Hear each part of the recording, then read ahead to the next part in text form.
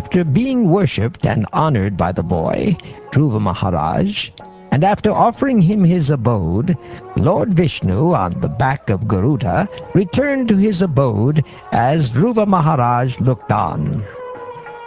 Despite having achieved the desired result of his determination by worshipping the lotus feet of the Lord, Dhruva Maharaj was not very pleased. Thus he returned to his home. Sri Vidura inquired, "My dear Brahmin, the abode of the Lord is very difficult to attain. It can be attained only by pure devotional service, which alone pleases the most affectionate, merciful Lord. Dhruva Maharaj achieved this position even in one life, and he was very wise and conscientious. Why then was he not very pleased?" Dhruva Maharaj's heart, which was pierced by the arrows of the harsh words of his stepmother, was greatly aggrieved, and thus, when he fixed upon his goal of life, he did not forget her misbehavior.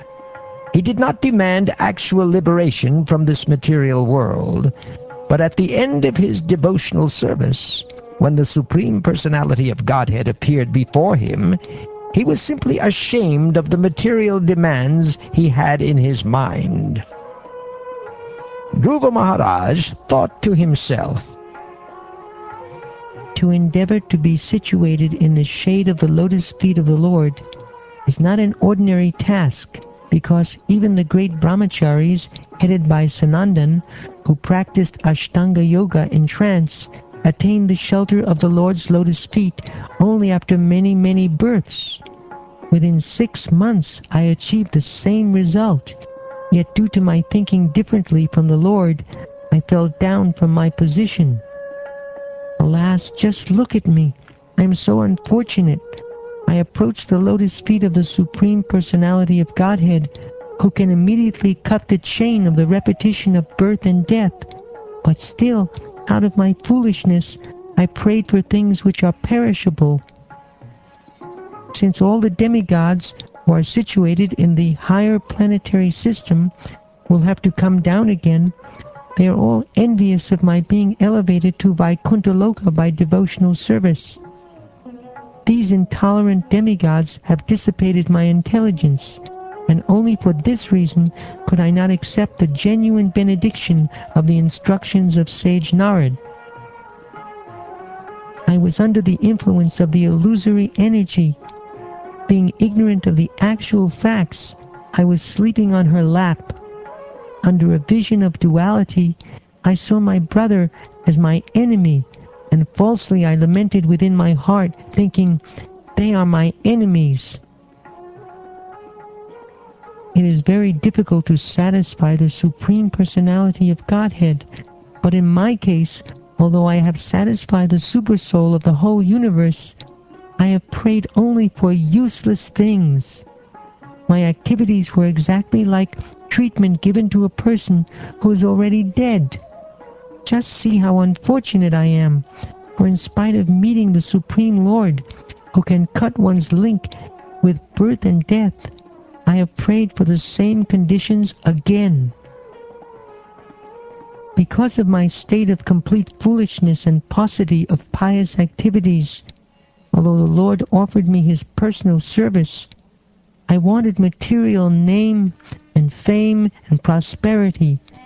My case is just like that of a poor man who, when he satisfied a great emperor who wanted to give him anything he might ask, out of ignorance, asked only for a few broken grains of husked rice.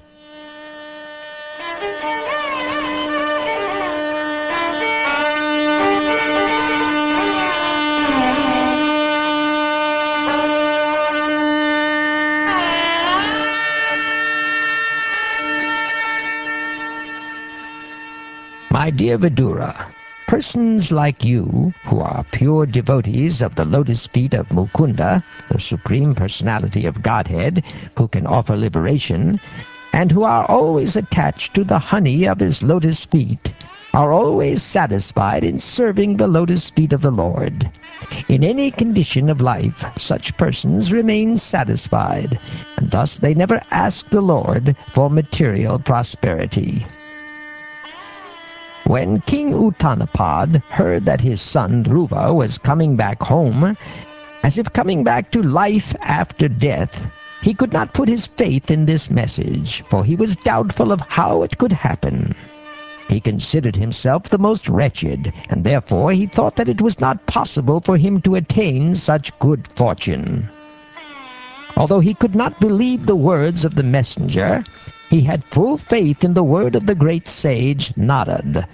Thus he was greatly overwhelmed by the news, and he immediately offered the messenger a highly valuable necklace in great satisfaction.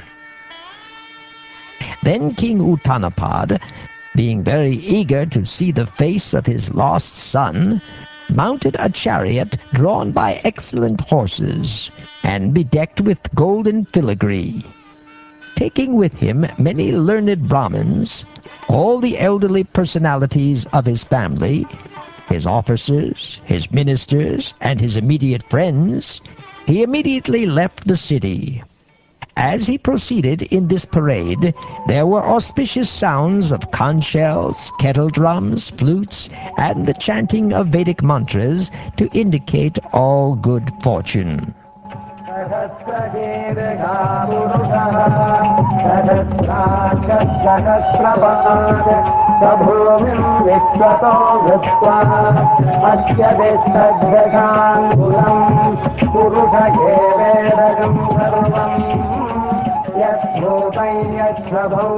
Both the queens of King Uttanapad, namely Suniti and Suruchi, along with his other son, Uttama, appeared in the procession.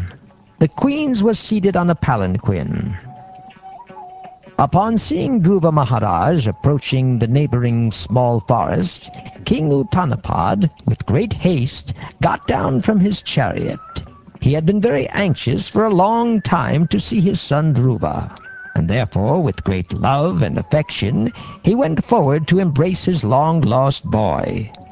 Breathing very heavily, the king embraced him with both arms. But Dhruva Maharaj was not the same as before. He was completely sanctified by spiritual advancement, due to having been touched by the lotus feet of the Supreme Personality of Godhead.